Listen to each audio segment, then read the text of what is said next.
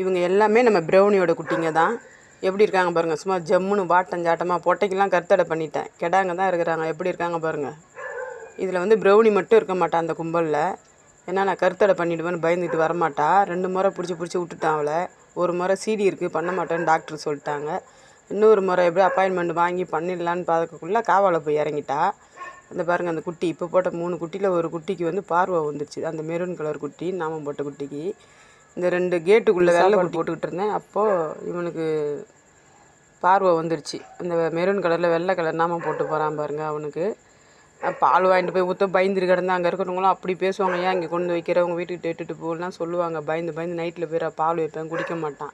இன்றைக்கி நான் வரேன் போகிறேன், வாங்கிட்டு போய் போடுறேன், சாப்பிடல. வேலைக்கு போயிட்டு வரக்குள்ளேயே சாப்பாட்டுக்கு விடாரான் பின்னாடியே.